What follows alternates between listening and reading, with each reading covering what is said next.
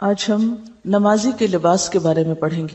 قرآن پاک میں ایک آیت آتی ہے سورۃ الاعراف میں کہ خذوا زینتکم عند کل مسجد، ہر مسجد کے نزدیک یا ہر مسجد میں اپنی زینت کا اہتمام کرو، اور زینت سے مراد یہاں لباس ہے۔ گویا نماز کی درستگی کا انحصار جہاں پاکیزگی پر ہے، صفائی پر ہے، وضو پر ہے، وہیں اس کے ساتھ ساتھ درست نماز کے لیے درست لباس کا ہونا بھی بے حد ضروری ہے۔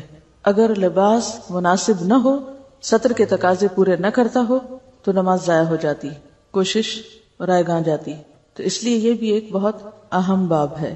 اب یہاں پر چونکہ مرد اور عورت کا فرق بھی ہے، اس لیے کچھ چیزیں اس حوالے سے آپ کے سامنے آئیں گی، اور اسی طرح کچھ احادیث ایسی بھی آپ پڑھیں گے جن میں منیمم لباس کا ذکر ہوگا کہ جس میں ایک شخص کی نماز ہو سکتی ہے۔ پہلی حدیث ہے، رسول اللہ صلی اللہ علیہ وسلم نے فرمایا، لا يصلي احدكم في الثوب الواحد ليس على عاتقيه شيء، کوئی شخص کپڑے میں اس طرح نماز نہ پڑھے کہ اس کے کندھے ننگے ہوں۔ تو اس سے کیا پتہ چلتا ہے کہ مردوں کے لیے بھی نماز میں ڈریس یا لباس ایسا ہونا چاہیے کہ جس سے ان کے کندھے ڈھکے ہوئے ہوں۔ الگ سے کندھے پہ ڈالنا اوڑھنی کی طرح لازم نہیں ہے، اگر کرتا بھی ہے تو اس سے بھی بات بن جائے گی۔ سر کے ڈھکنے کا ذکر نہیں آیا، کندھوں کے ذکر آیا۔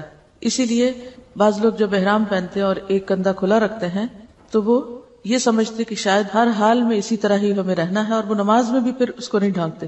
تو خواہ کوئی احرام پہنے ہوئے ہو یا اس کے بغیر، تو نماز میں دونوں کندھوں کا ڈھکا ہوا ہونا ضروری ہے، کیونکہ یہاں لفظ آ رہا ہے عاتقیہ، دونوں کندھے۔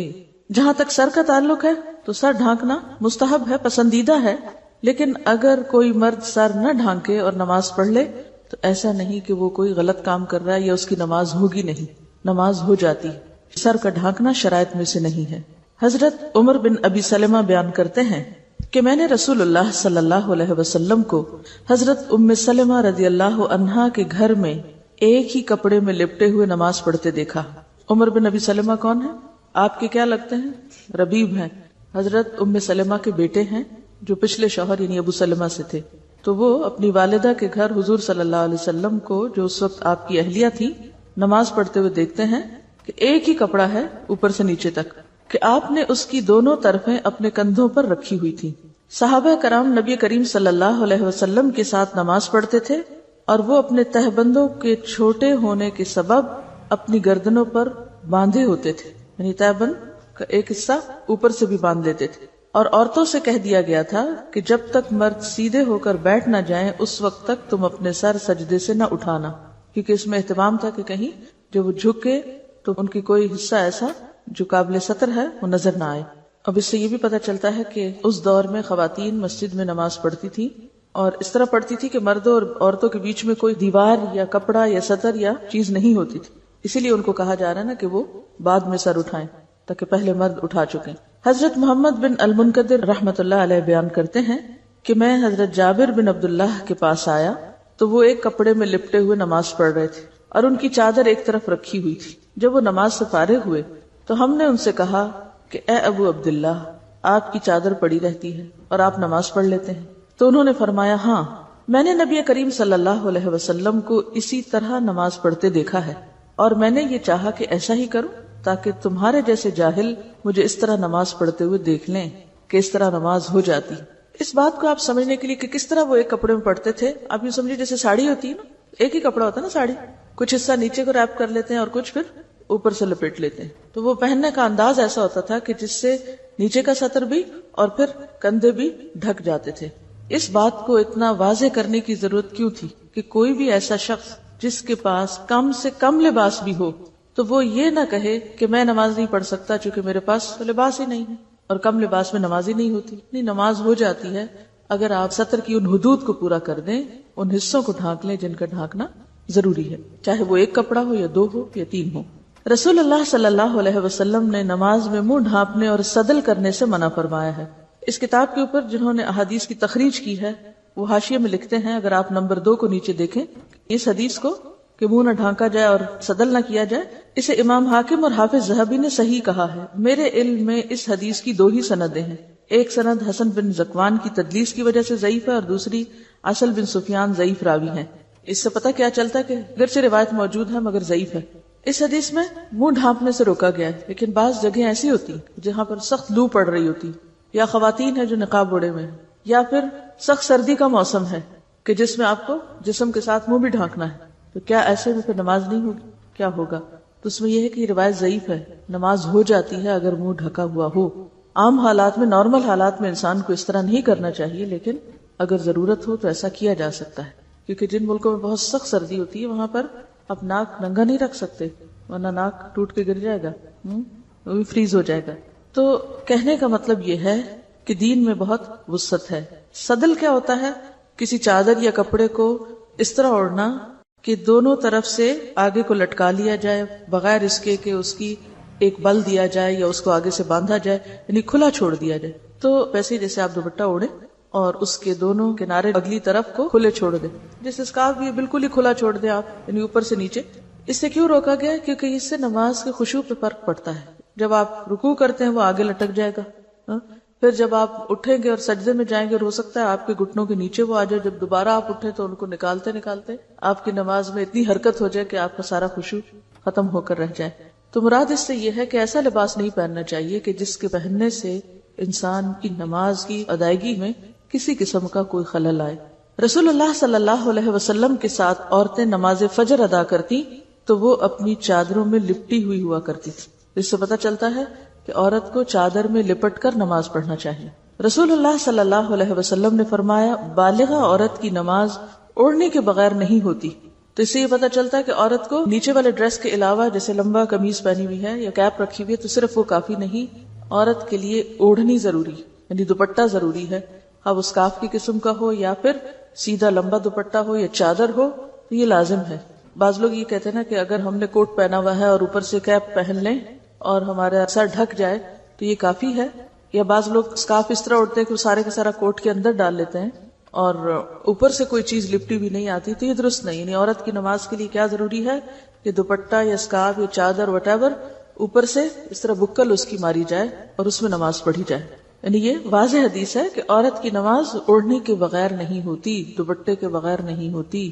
حضرت ام سلمہ رضی اللہ عنہا فرماتی ہیں، عورت اوڑھنی اور ایسے لمبے کرتے میں نماز پڑھے جس میں اس کے قدم بھی چھپ جائیں، یعنی نیچے تک آنا چاہیے، ٹخنے وغیرہ ڈھکے ہوئے ہونے چاہیے۔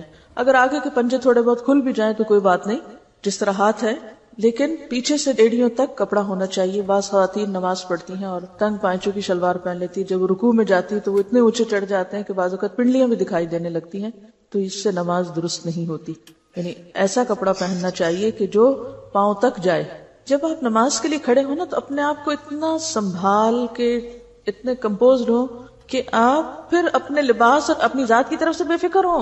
جب ہم نے کپڑا صحیح سنبھالا نہیں ہوتا تو کیا ہوتا ہے، رکوع میں گئے چادر شریف نیچے، اٹھے اوپر کی، سجدے میں گئے پھر دھڑام سے نیچے، پھر لپیٹے، سارا وقت کھیل میں گزر جاتا ہے۔ موٹی موٹی ہم نے اون کی پشمینے کی چادریں اڑی بھی ہوتی ہیں، بھاری بھرکم، وہ ہر سجدے رکوع کے ساتھ نیچے، ہر حرکت کے ساتھ اوپر سے اتر جاتی ہیں۔ یا ایسے سلکی دوپٹے ہوتے ہیں کہ سارا وقت انہی کے لپیٹ میں گزر جاتا ہے۔ پھر اوڑھنی بھی ایسی نہ ہو، یعنی اتنا چھوٹا سا اسکارف کہ جو بمشکل آپ کی گردن اور کان ڈھانکے، اور بعض لوگوں کی تو گردن بھی نہیں ڈھانکتا اسکارف، یعنی اس طرح اسکارف اوڑا ہوا ہوتا ہے کہ پورا سینہ کھلا ہوتا ہے۔ حالانکہ قرآن پاک میں واضح طور پر کیا ہے، وَلْيَضْرِبْنَ بِخُمُرِهِنَّ عَلَى جُيُوبِهِنَّ، کہ وہ اپنے خمار یا اپنے جو دوپٹے ہیں وہ اپنے سینے پہ ڈالیں۔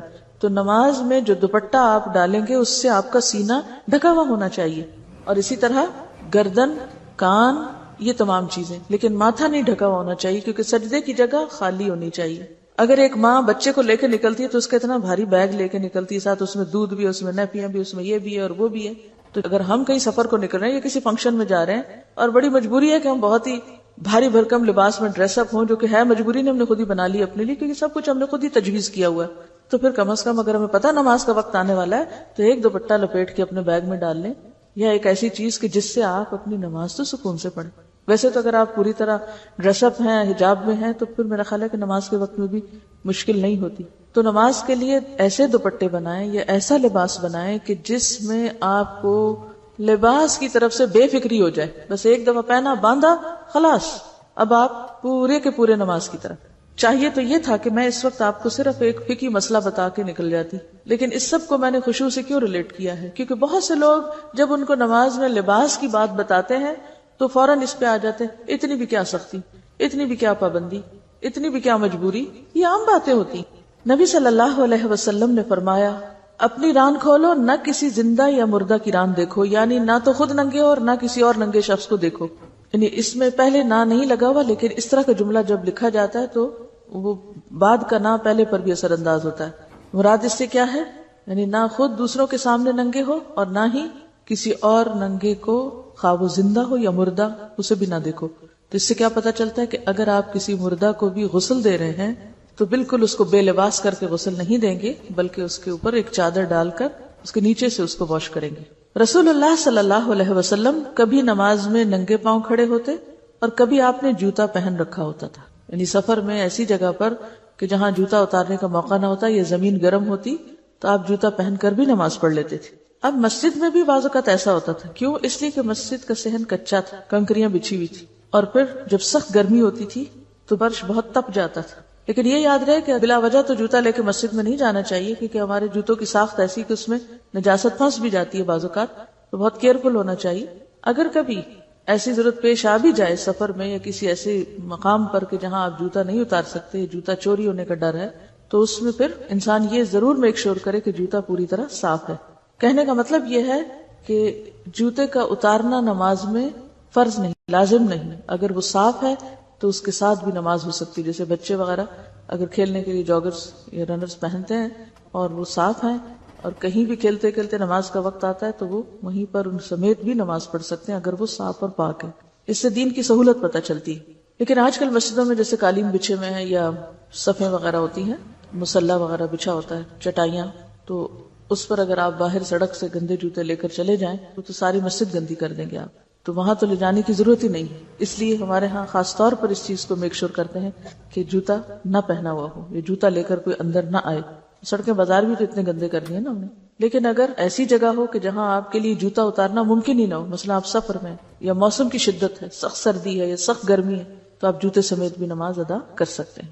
نبی صلی اللہ علیہ وسلم نے فرمایا جب تم نماز ادا کرو تو اپنا جوتا پہن لو یا اسے اتار کر اپنے قدموں کے درمیان رکھو.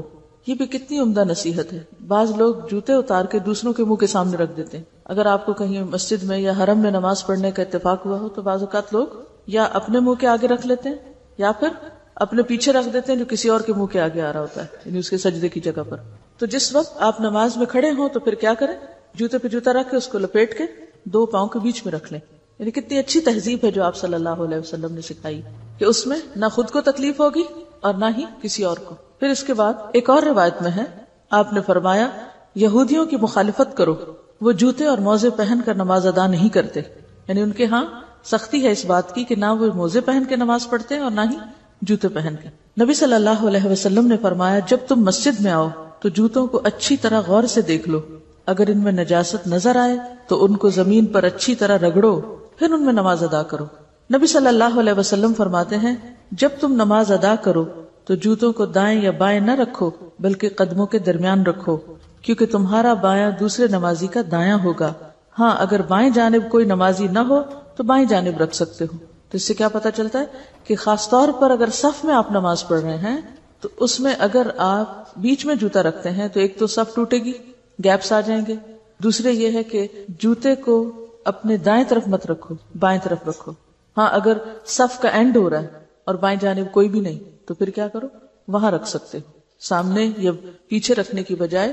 یا پھر اگر بیچ میں نہ رکھنا چاہیں تو بائیں طرف اگر کوئی نہ ہو تو پھر آپ بائیں طرف رکھیں. اس سے آپ دیکھیں کہ آپ صلی اللہ علیہ وسلم نے کتنی باریکی کے ساتھ کتنی تدبیر سکھائی ہے مختلف کاموں کے کرنے کی، کتنے خوبصورت انداز سکھائے. یہ باتیں پتہ تھیں آپ کو پہلے؟ نہیں، عموماً نہ پتہ ہوتی ہیں، نہ ہم عمل کرتے ہیں، نہ ہی سیکھتے ہیں، نہ ہی سکھاتے ہیں. اسی لیے ہماری زندگی بس ایک ہیپ ہیزرڈ قسم کی بے انتظام زندگی ہے. بس جو کام جیسے آیا، جیسے دل کیا ویسے کر لیا، جو خود کو سہولت ہوئی وہ کر لیا، جو من مانی ہوئی، مرضی ہوئی وہ کر لیا. یہ نہ دیکھا کہ دوسرے کو اس سے یا اوور آل ایک ماحول پر اس سے کیا فرق پڑتا ہے. حضرت عبداللہ بن عباس رضی اللہ عنہ نے عبداللہ بن حارث کو دیکھا کہ وہ پیچھے سے بالوں کا جوڑا باندھ کر نماز پڑھ رہے تھے. آج بھی اور اس زمانے میں بھی لوگ بعض اوقات تھوڑے لمبے بال رکھ لیتے تھے. تو انہوں نے کیا کیا، نماز میں بالوں کو اکٹھا کر کے جیسے پونی ٹیل وغیرہ ہوتی ہے اس طرح یا ان کو اوپر کر کے باندھ لیا. عبداللہ بن عباس اٹھے اور ان کے جوڑے کو کھول دیا. جب ابن حارث نماز سے فارغ ہوئے، ابن عباس کی طرف متوجہ ہوئے اور کہنے لگے میرے سر سے تمہیں کیا سروکار تھا، تم نے مجھے کیوں ڈسٹرب کیا؟ ابن عباس نے کہا میں نے رسول اللہ صلی اللہ علیہ وسلم کو یہ فرماتے ہوئے سنا ہے، بے شک اس طرح کے آدمی کی مثال اس شخص کی سی ہے جو مشقیں بندھی ہوئی حالت میں نماز ادا کرے، یعنی اس کو بیڑیوں میں جکڑا ہوا۔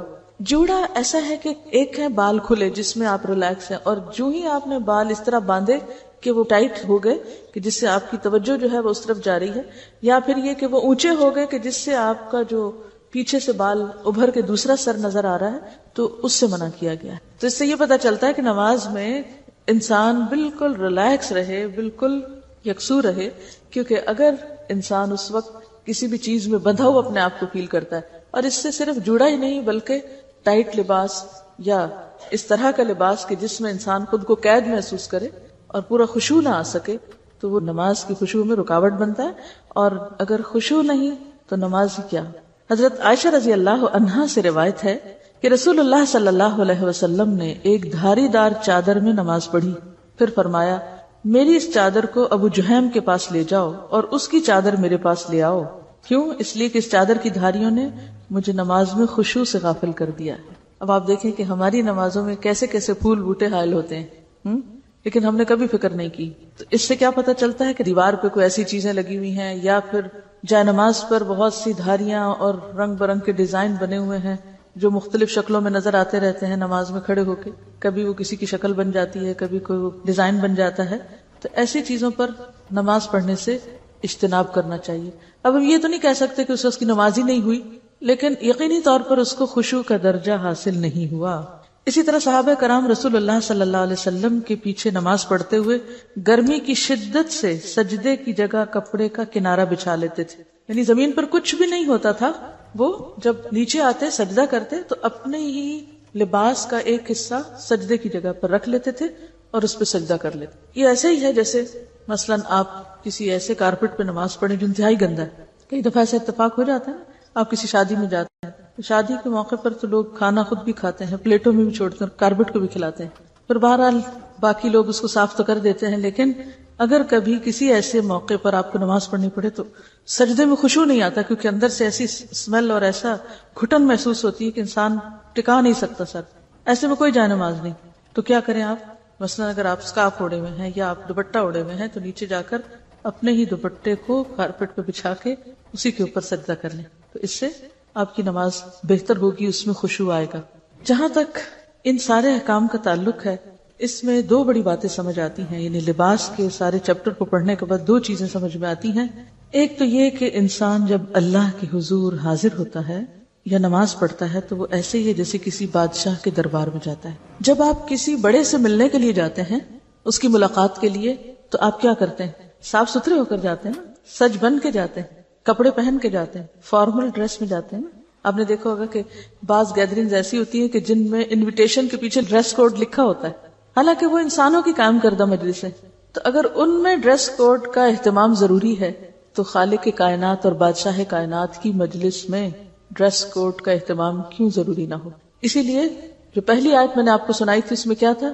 خذوا زینتکم عند کل مسجد، کہ نماز میں زینت کا اہتمام کرو، اور زینت سے مراد یہاں صاف ستھرا لباس ہے، ستر والا لباس ہے، کیونکہ لباس بہرحال انسان کی شخصیت پر اثر انداز ہوتا ہے، اس کے صرف ظاہر پر نہیں، اس کے باطن پر بھی اثر انداز ہوتا ہے۔ آپ جس طرح کا لباس پہنتے ہیں آپ کے دل کی کیفیت ویسی ہی ہو جاتی ہے۔ کبھی محسوس کیا آپ؟ اگر آپ ہاف سلیوز پہنے ہوئے ہو تو آپ کی فیلنگ اور ہوگی، آپ ٹائٹ ڈریس پہنے ہوئے ہو تو آپ اور طرح چلیں گے، اور طرح سوچیں گے، اور اگر آپ ڈھیلا ڈھالا کیجول لباس پہنے ہوئے تو اور طرح۔ رات کو اگر آپ سونے کا لباس پہنے ہوئے تو آپ کی سوچ اور آپ کی کیفیت اور ہوگی، اور اگر آپ کہیں گھر سے باہر ہیں اور باحجاب ڈریس میں ہیں تو آپ کی فیلنگ ہی اور ہو جائے گی۔ تو یہ ایک مانی ہوئی بات ہے کہ انسان کے جسم کے اوپر جو کچھ ہے وہ صرف اوپر نہیں رہتا بلکہ اس کے اندر تک اثر انداز ہوتا ہے۔ تو نماز میں چونکہ خشوع شرط ہے، قد افلح المؤمنون الذین هم فی صلاتهم خاشعون، لہذا ہر وہ کام ہمیں کرنے کی ضرورت ہے جس سے نماز میں خشوع آئے، جس کے لیے نمبر 1 طہارت کی ضرورت ہوتی ہے، نجاست سے پاک ہونا ضروری ہوتا ہے، نمبر 2 باوضو ہونا ضروری ہوتا ہے، نمبر 3 پھر صحیح لباس میں ہونا ضروری۔ تو لباس کا ایک مقصد جہاں خالق کائنات کے سامنے زیب و زینت میں جانا ہے، اللہ کی ملاقات کے وقت ایک اچھی حالت میں ہونا ہے، اور ایک فارمل ڈریس کوڈ کے ساتھ ہونا ہے، وہاں دوسری طرف نماز کی خشوع و خضوع کا اہتمام بھی ضروری ہے، اور اس لباس کا مقصود یہ بھی ہے کہ نماز میں خشوع آئے اور دھیان اللہ ہی کی طرف رہے. اس لیے لباس میں بھی ہر وہ چیز منع کر دی گئی جو کسی بھی طرح خشوع پر اثر انداز ہو. اب دیکھیے کہ نماز میں جو التفات قلبی ہے اس سے منع کیا گیا ہے. التفات کا کیا معنی ہوتا ہے؟ ملتفت ہونا. اس نے میری طرف کوئی التفات نہ کیا. التفات کیا ہے؟ توجہ کرنا، مائل ہونا. تو نماز میں اللہ کے علاوہ کسی دوسری چیز کی طرف مائل ہونا یا توجہ کرنا درست نہیں. دائیں یا بائیں جھانکنے سے منع کیا گیا ہے. یہ دو طرح کا ہوتا ہے التفات. نمبر 1 التفات قلب اور نمبر 2 التفات بصر. التفات قلب کا کیا مطلب ہوتا ہے؟ اللہ کی طرف سے دل ہٹا کر غیر اللہ کی طرف لگانا. اور التفات بصر کیا ہے؟ اللہ کی طرف سے نظر ہٹا کر غیر اللہ کی طرف لگانا. یہ دونوں چیزیں منع. جب تک انسان نماز کی طرف متوجہ رہتا ہے اللہ تعالیٰ اس کی طرف متوجہ رہتے ہیں، اور جب دل یا آنکھ کی توجہ غیر اللہ کی طرف ہو جاتی ہے تو اللہ تعالیٰ بھی اس سے اعراض کر لیتے ہیں، منہ موڑ لیتے ہیں. نقصان کیا ہے التفات قلبی یا التفات بصر کا؟ کہ جب تک آپ کا دھیان اللہ کی طرف ہے، آپ کے دل میں اللہ کی یاد ہے، آپ کی نگاہ ایک خاص مقام پہ ٹکی ہوئی ہے اور ادھر ادھر نہیں دیکھ رہے، تو آپ پر اللہ کی رحمت ہے. اور اگر آپ نے منہ موڑ لیا تو اللہ تعالیٰ بھی منہ موڑ لے گا. رسول اللہ صلی اللہ علیہ وسلم نے فرمایا، مسند احمد، ابو داؤد اور نسائی کی روایت ہے، نمازی جب تک نماز میں ادھر ادھر نہ جھانکے تو اللہ تعالیٰ اس کی طرف متوجہ رہتے ہیں، مگر جب اللہ تعالیٰ سے دھیان ہٹا لیتا ہے تو اللہ تعالیٰ بھی توجہ پھیر لیتے ہیں. کبھی محسوس کیا آپ نے یہ بات؟ جانتے نہیں، محسوس کہاں سے کریں گے کہ ہمارے ادھر ادھر دھیان کرنے سے ہم پہ کیا نقصان ہے. بعض لوگ ہیں بیچ گھر کے کھڑے ہو جاتے ہیں، جو آتا جاتا ہے گزرتا ہے، جو کوئی کام ہوتا ہے ادھر ادھر بھی دیکھتے جاتے ہیں، نماز بھی پڑھتے جاتے ہیں، پورا دھیان رکھتے ہیں ہر چیز کی طرف. کس کی آواز آ رہی ہے، کون آیا، کون گیا، بیل تو نہیں بجی، دروازہ تو نہیں کھٹکا. یہ التفات قلبی ہے اور بعضوں کا ساتھ التفات بصر بھی انتہائی ناپسندیدہ. آپ رکھیے اپنے آپ کو، اگر آپ سے کوئی بات کر رہا ہو، آپ سے کوئی ملاقات کرنے آئے، بعضوں کا تو ہوتا ہے نا کوئی آپ سے ملنے آیا، ہم اللہ کی ملاقات کو جاتے ہیں نماز میں، آپ سے کوئی ملنے آیا، آپ اس سے بات کر رہے ہیں، آپ اس کی طرف متوجہ، آپ سارے کام کاج چھوڑ کے اس کے پاس بیٹھے ہیں، اور وہ کبھی دیکھنے لگتا ہے کہ آپ نے گھر میں کیسے پردے لگا رکھے ہیں، آپ نے کپڑے کیسے پہنے ہوئے ہیں، ادھر سے ادھر، نیچے سے اوپر، دائیں سے بائیں. کیسا لگے گا آپ کو؟ دل چاہے گا اٹھ کے چلے جائیں، یہ مجھ سے ملنے آئے یا میرے گھر سے ملنے آیا. لیکن یہ کہ آج کل لوگوں کو یہ برا نہیں لگتا، اس لیے کہ لوگ اپنے گھر آنے پہ اتنا اصرار کرتے ہیں. میرے ساتھ اکثر ایسا تو لوگ کہتے ہیں ہمارے گھر ہے، میں کہتی ہوں بھی آپ سے ملنا تھا، آپ سے مل لیا. گھر کس لیے آؤں؟ اس لیے کہ ہم نے اتنے اچھے ڈرائنگ روم سجائے ہوئے ہوتے ہیں. یعنی میں کسی کی نیت پہ شک نہیں کرتی، کوئی اور نیت بھی ہوگی، لیکن بعض اوقات یہ ہوتا ہے کہ اتنا کچھ ہم نے سجا رکھا ہوتا ہے کہ ہم اپریسیشن چاہتے کوئی آئے اور وہ نمائش دیکھے. اچھا پھر اس کے لیے کیا کرتے ہیں؟ لا کے بٹھا کے چھوڑ کے چلے جاتے ہیں.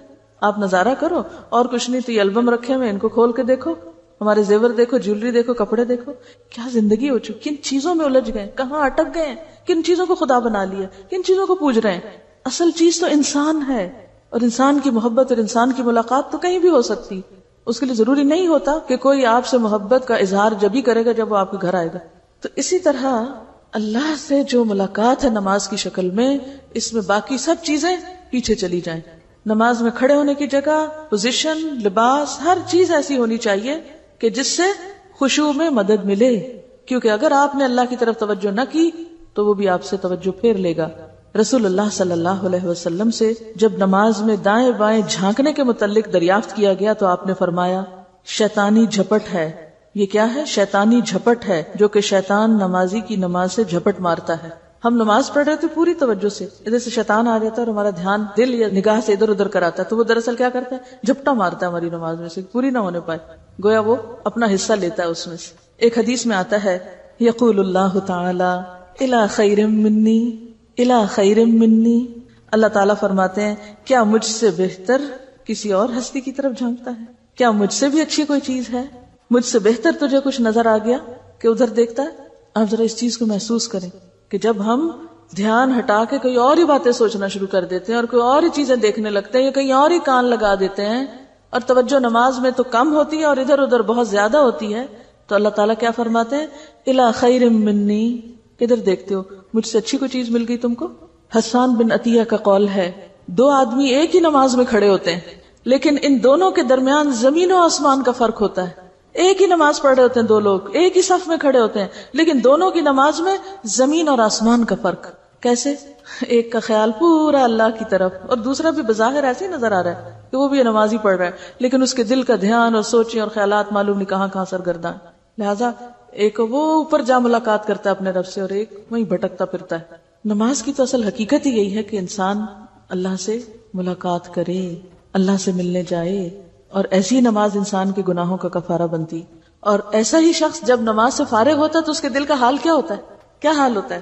جب آپ اچھی سے نماز پڑھ کے اٹھیں، ایسا لگتا ہے ایک بوجھ ہٹ گیا، خوش ہو کر آپ نکلتے ہیں اس سے، اگلی نماز کا انتظار کرتے ہیں، کیونکہ آپ کو خوشی ملی نا، کیونکہ جس چیز کو آپ انجوائے کرتے ہیں اسے آپ بار بار کرنا چاہتے ہیں. لیکن چونکہ ایک نماز ہی ٹھیک نہیں پڑھتے، لہٰذا اس میں مزہ نہیں آتا، تو اگلی کہاں سے پڑھنے کو دل چاہے گا؟ تو وہ کیسی نماز ہوتی ہے جسے آنکھوں کی ٹھنڈک کہا جاتا ہے، جسے دل کا سکون کہا جاتا ہے، جو روح کی تسکین کا سبب بنتی، جو دنیا میں ہی اس کو ایک جنت کا مزہ چکھا دیتی، جیسے وہ جنت سے ہو کے آ رہا ہے. ایسی خوشی اس کے دل کو دیتی، اور جسم بھی اور دل اور روح ہلکا پھلکا ہو جاتا ہے. جیسے کہ آپ صلی اللہ علیہ وسلم فرماتے ہیں کہ نصلی فنستریح بصلاتنا، ہم نماز پڑھیں کہ ہم نماز سے راحت پائیں، آرام پائیں. آپ کیا فرماتے تھے حضرت بلال کو؟ یا بلال اقم الصلاۃ ارحنا بہا، بلال نماز قائم کرو، یعنی اذان دو تاکہ ہم نماز پڑھیں اور ہمارا دل اس سے خوش ہو جائے، ہمیں راحت پہنچے. یہ دنیا کی مصیبتوں نے ہمیں گھیرے میں ڈالا ہوا ہے، ہم ان سب سے نکل کر اپنے رب سے ملنے جائیں، ارحنا بہا، راحت پائیں.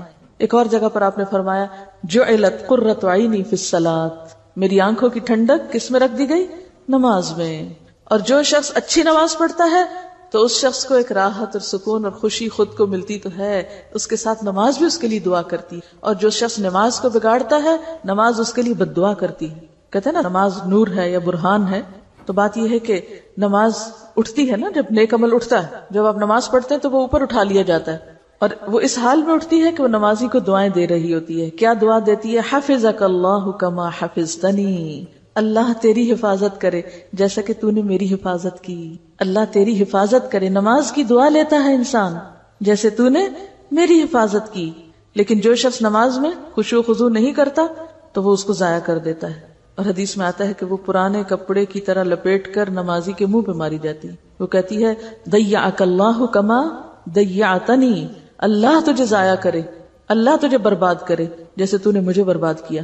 رسول اللہ صلی اللہ علیہ وسلم نے فرمایا کوئی مومن پوری طرح وضو کر کے نماز کے لیے وقت پر اٹھ کر اسے ادا کرے، اسے بے وقت نہ کرے، نہ اس کے رکوع اور سجود اور باقی ارکان میں کسی قسم کا نقص آنے دے، تو وہ سفید اور نور سے چمکتی ہوئی اللہ عز و جل کی طرف اٹھائی جاتی ہے، جس کی روشنی سے مشرق و مغرب چمک اٹھتے ہیں، حتیٰ کہ چڑھتے چڑھتے اللہ تعالیٰ کے پاس پہنچ جاتی ہے. لیکن جو نماز کے لیے اٹھے، نہ پورا وضو کرے، نہ وقت پہ ادا کرے، چوروں کی طرح اس کے رکوع، سجدے اور دیگر ارکان کی چوری کرے، یعنی جلدی جلدی بس ٹوکرے مارے، تو سیاہ و کالی ہو جاتی ہے اور اس کے سر سے بھی اوپر نہیں جاتی. اسے بد دعا دیتی ہے کہ خدا تجھے اسی طرح ضائع اور برباد کرے جس طرح تو نے مجھے ضائع اور برباد کیا. اس لیے کس قدر ضروری ہے کہ ہم سارے کاموں میں سے سب سے پہلے اپنی نمازوں کی طرف توجہ فرمائیں، ان کی حفاظت کریں. اور یہ جتنے مسئلے مسائل بتائے جا رہے ہیں، یہ اس لیے نہیں کہ یہ کہا جائے کہ اتنی بھی کیا ریجیڈیٹی کہ اگر دوپٹہ آگے پیچھے ہو گیا، اگر کپڑا باریک ہو گیا تو کیا فرق پڑتا ہے. نہیں، یہ سب کچھ نماز کی حفاظت کے لیے ہے، نماز کو صحیح معنوں میں ادا کرنے کے لیے ہے. وآخر دعوانا ان الحمد للہ رب العالمین.